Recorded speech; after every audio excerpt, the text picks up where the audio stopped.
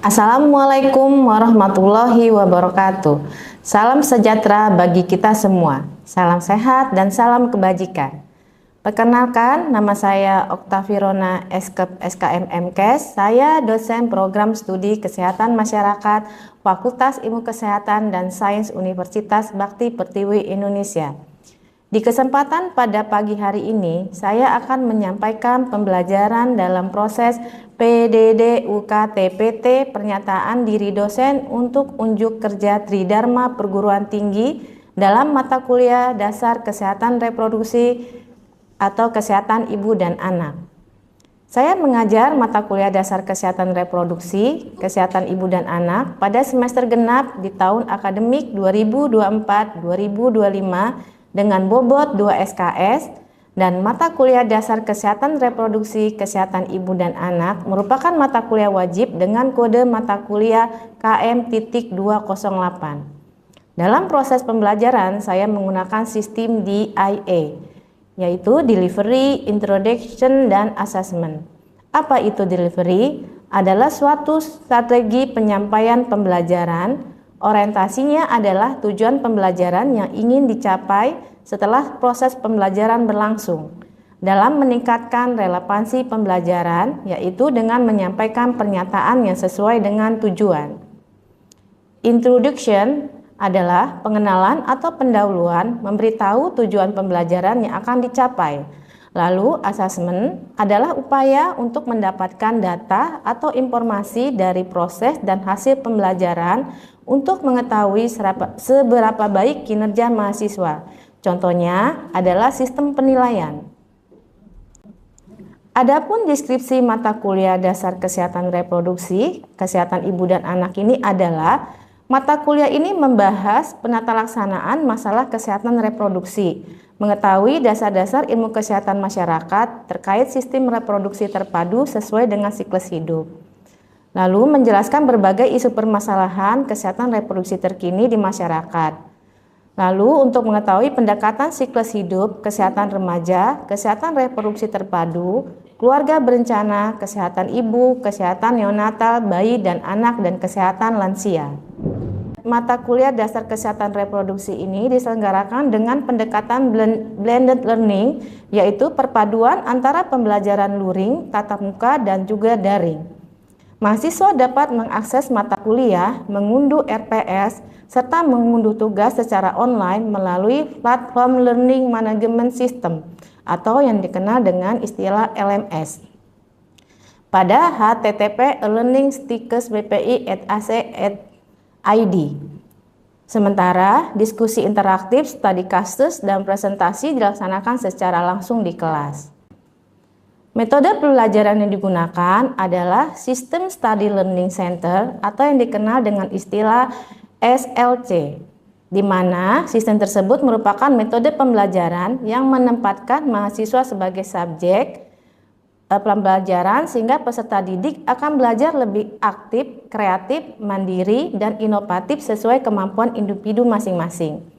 Sistem SLC ini dalam pembelajaran saya terdiri dari 3, yaitu yang pertama, pembelajaran interaktif dosen, memaparkan materi di dalam kelas dan menyisipkan pertanyaan kepada mahasiswa serta meminta pendapat mahasiswa. Yang kedua, small group discussion atau yang dikenal dengan istilah diskusi. Dengan metode ini, pembelajaran betul-betul melibatkan antar kelompok siswa atau kelompok siswa dengan pengajar untuk menganalisis, menggali, dan memperdebatkan topik-topik tertentu yang merupakan isu-isu hangat saat ini. Lalu yang ketiga, self-direct learning, di mana metode ini berbentuk pemberian tugas belajar kepada siswa seperti tugas membaca, kemudian membuat ringkasan. Untuk capaian pembelajaran pada mata kuliah Dasar Kesehatan Reproduksi ini meliputi capaian pembelajaran aspek sikap, yaitu menjunjung tinggi nilai kemanusiaan dalam menjalankan tugas berdasarkan agama, moral, dan etika. Capaian pembelajaran aspek keterampilan umum mampu menerapkan pemikiran logis, kreatif, inovatif, bermutu, dan terukur dalam melakukan pekerjaan yang spesifik di bidang keahliannya, serta sesuai dengan standar kompetensi kerja bidang yang bersangkutan. Capaian pembelajaran aspek pengetahuan memiliki penguasaan dasar prinsip ilmu kesehatan masyarakat pada tingkat sintesis yang menjadi substansi dalam meningkatkan kesehatan masyarakat setinggi-tingginya, mencakup ilmu yang berkaitan dengan kesehatan lingkungan, keselamatan dan kesehatan kerja, ilmu gizi dan kesehatan reproduksi dengan mempertimbangkan fungsi kesehatan masyarakat yang esensial. Capaian pembelajaran aspek keterampilan khusus, yang pertama, mampu menerapkan pengkajian dan analisis situasi di bidang kesehatan masyarakat pada tingkatan primer.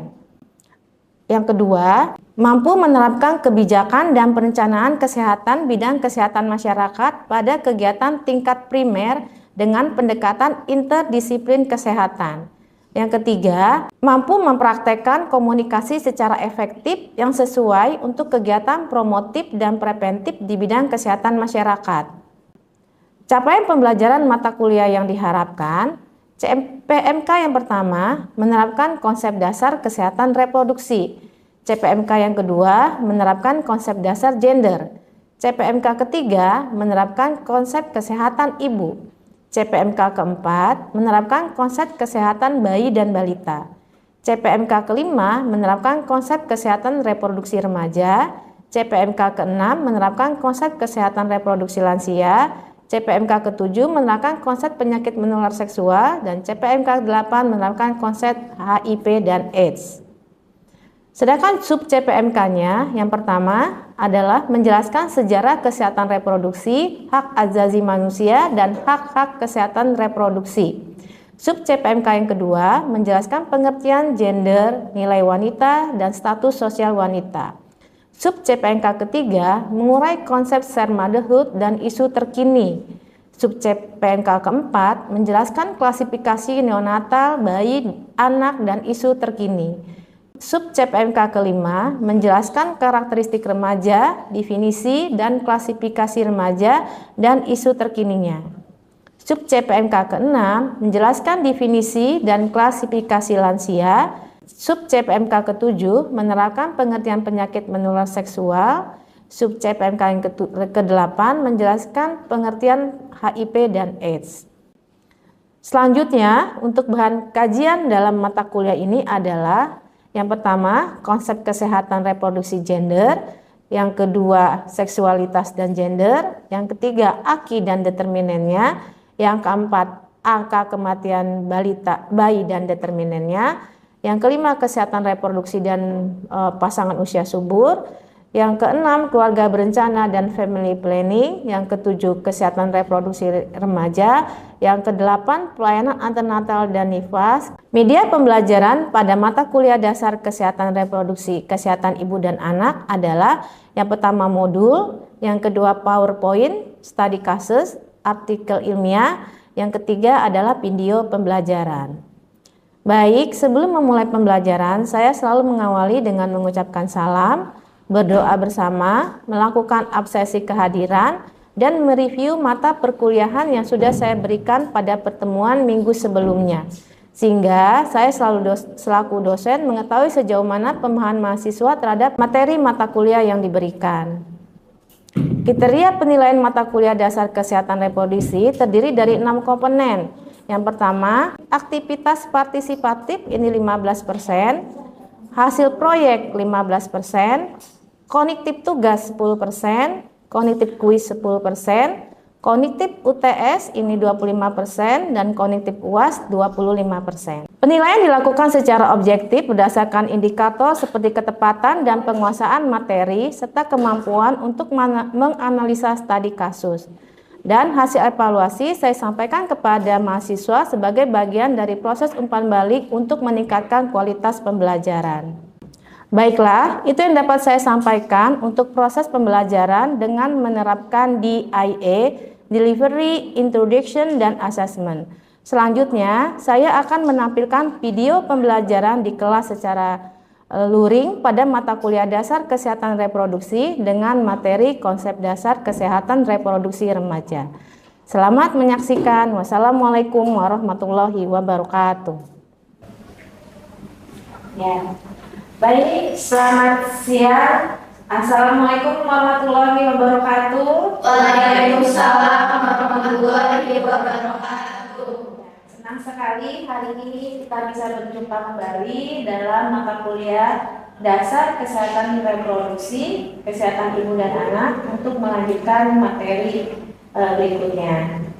Ya, oleh karena itu sebelum kita memasuki materi, baiknya sebelum berkuliah ini kita berdoa menurut agama dan kepercayaan masing-masing. Berdoa dimulai.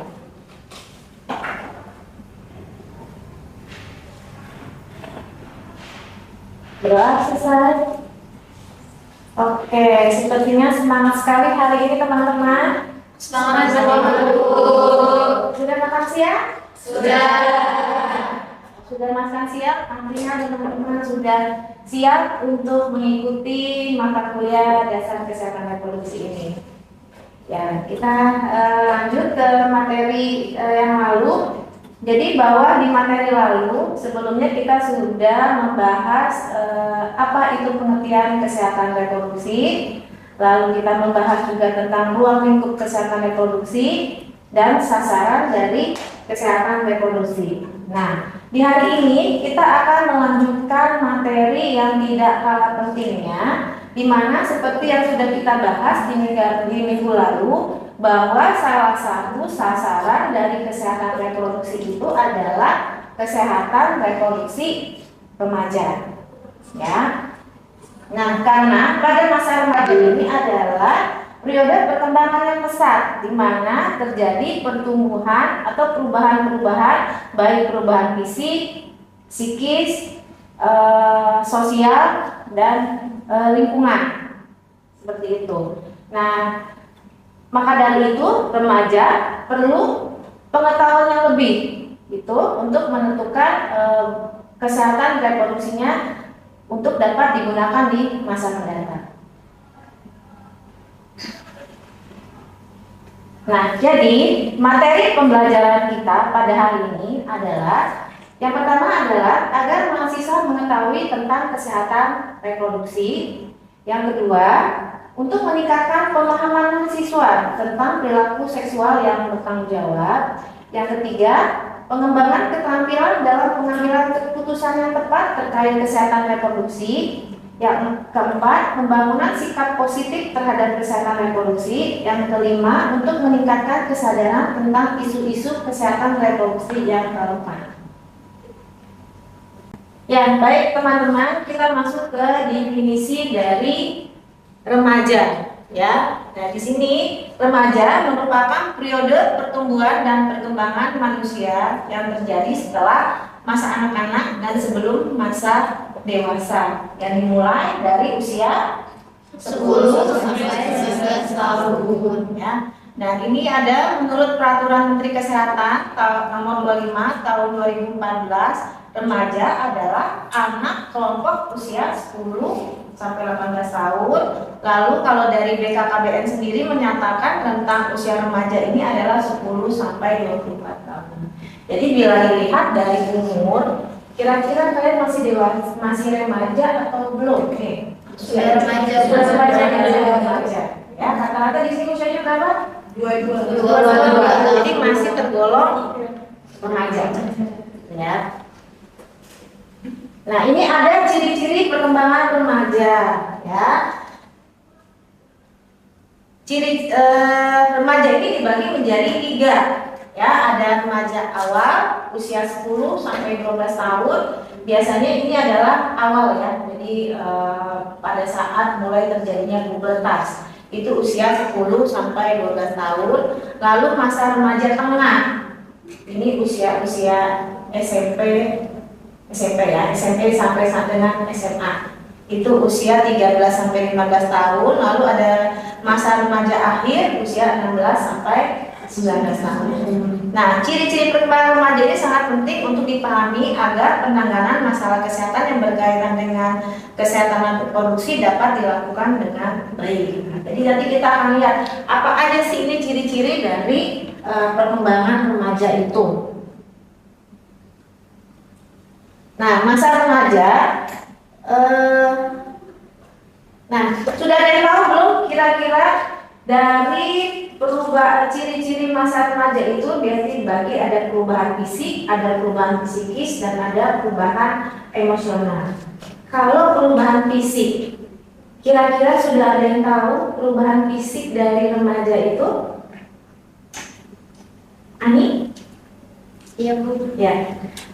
Bisa disebutkan kira-kira perubahan fisik remaja, baik remaja laki-laki ataupun remaja perempuan?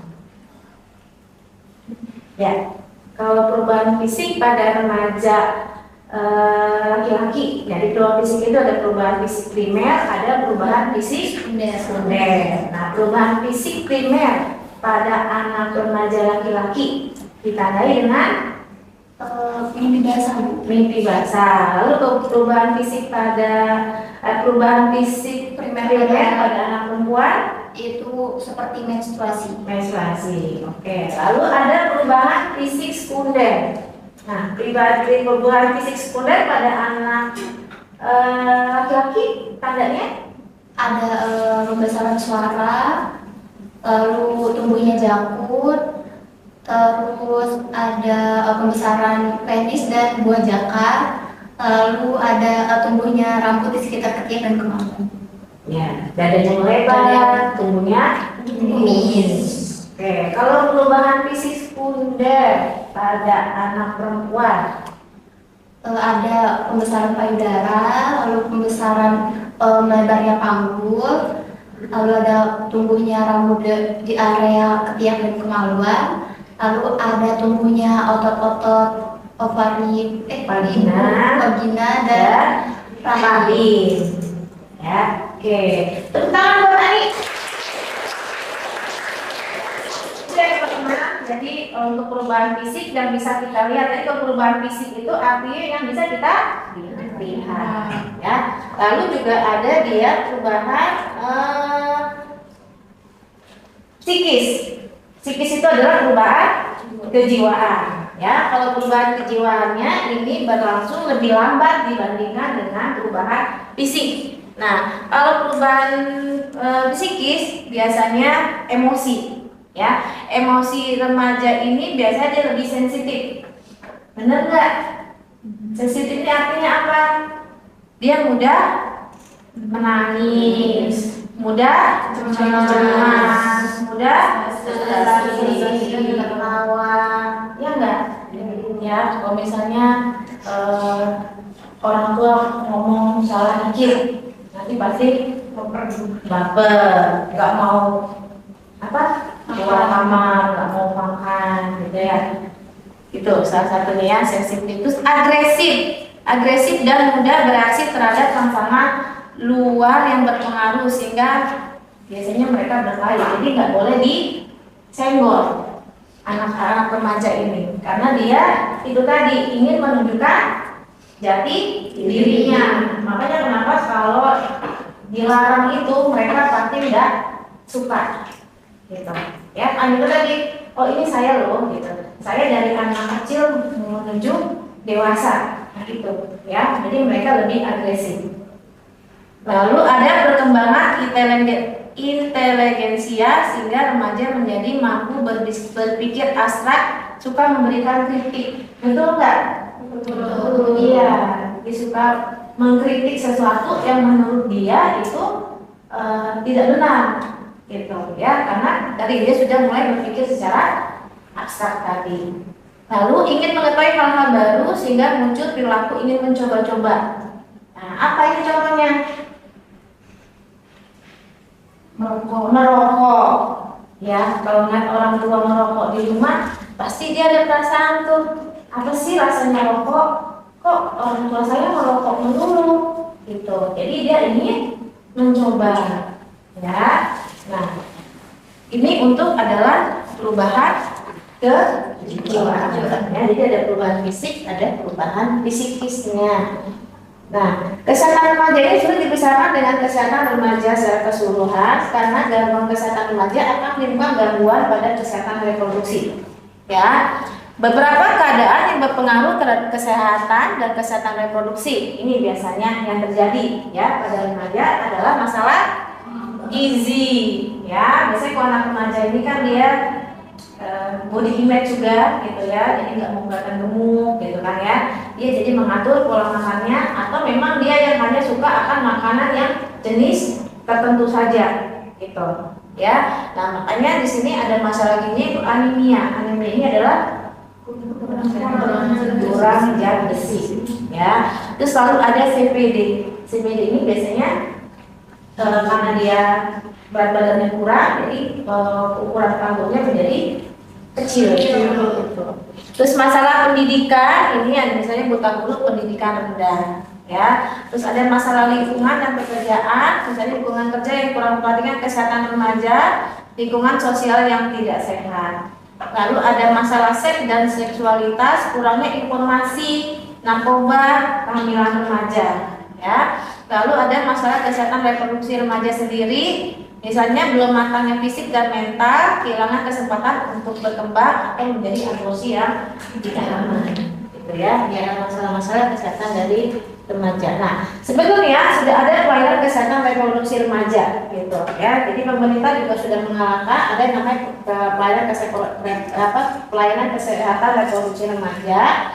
Nah, ini adalah kegiatan atau serangkaian kegiatan yang ditujukan kepada remaja dalam rangka menjaga kesehatan reproduksinya ya. Dan tujuannya adalah untuk mencegah, melindungi remaja dari perilaku seksual beresiko ya. Lalu mempersiapkan remaja untuk menjalani kehidupan reproduksi yang sehat dan bertanggung jawab. Nah, kira-kira di mana PKPR ini kita temukan? Biasanya PKRR ini dapat kita temukan ada di puskesmas, sekolah, ataupun tempat di luar sekolah. Nah, di sini gunanya adalah akan diberikan tentang komunikasi, informasi, edukasi tentang apa itu remaja, gitu ya. Terkadang kan mereka bingung akan perubahan-perubahan yang ada di dirinya.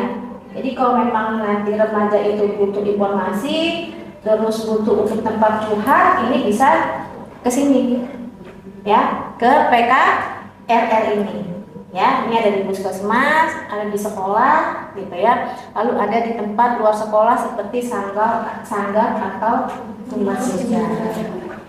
Ya teman-teman, baik, ini adalah masalah kesehatan reproduksi remaja ya, yang sering terjadi di kita saat ini, yaitu ada seks pranikah, lalu ada hamil yang tidak dikehendaki, dan ada aborsi ya.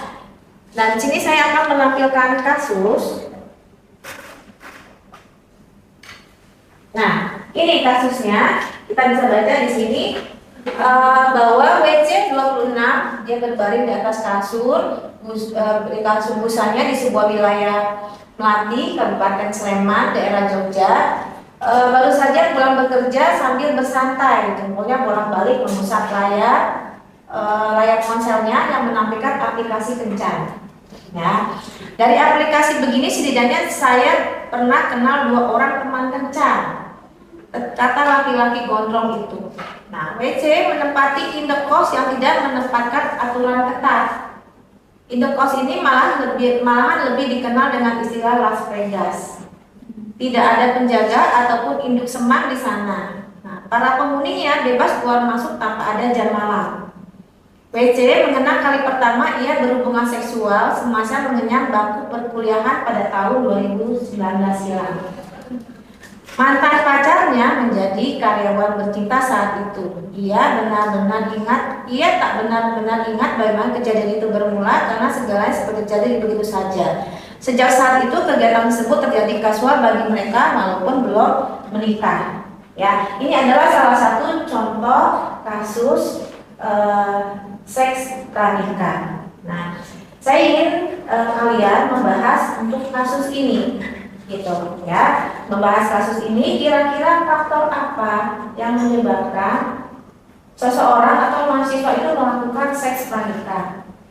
Ya, lalu apa kira-kira dampaknya bila seks pranikah ini tidak ditanggulangi, begitu? Nah, yang ketiga, apa upaya yang sudah dilakukan oleh pemerintah atau lingkungan di sekitar untuk menanggulangi seks pranikah ini? Ya, sekarang kita bagi 2 kelompok. Kalian bisa membagi diri kalian menjadi 2 kelompok untuk membahas kasus ini. Gitu ya? Ya, silakan dibagi dua kelompok. Ya, dari sini. Ini ada. Nah, itu kelompoknya. Ini nama dia juga ada buku. Kami ini ada di situ. Ya, ikutan. Ini. Lihat. Ini katanya nanti mantap mereka betul.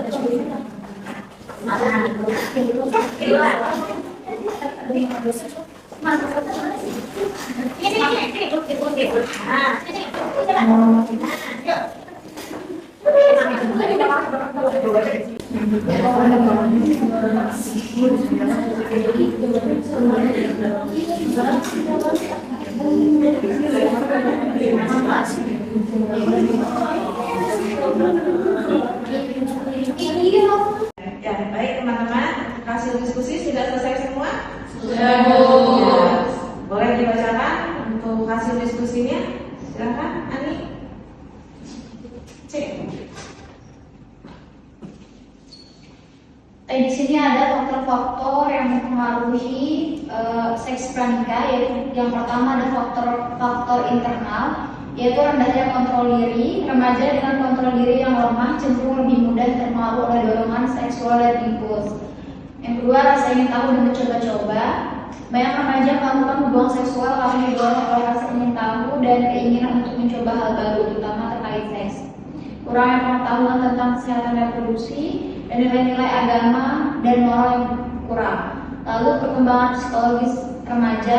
Masa remaja adalah masa pencarian identitas dan kemandirian yang dapat mendorong remaja untuk mencari pengalaman baru, termasuk pengalaman seksual.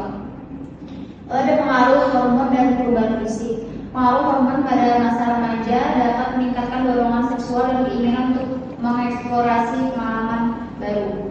Lalu ada faktor eksternal, yaitu pengaruh teman sebaya, misal tekanan dari teman sebaya. Yang kedua, pengaruh media massa, yaitu konten seksual secara eksplisit. Lalu gaya hidup hedonis, berorientasi pada kesenangan sesaat dan pengawasan orang tua yang kurang. Terima kasih, Ani. Ya, baik teman-teman, itu adalah untuk materi kita hari ini tentang kesehatan reproduksi manusia. Ya, untuk minggu depan nanti ada tugas yang akan saya berikan di LMS, ya, seperti biasa kalian mengupload ke dalam LMS untuk tugas individunya. Demikian, masih ada pertanyaan yang disampaikan? Cukup. Baik, terima kasih untuk kehadirannya. Sampai ketemu lagi minggu depan. Assalamualaikum warahmatullahi wabarakatuh. Waalaikumsalam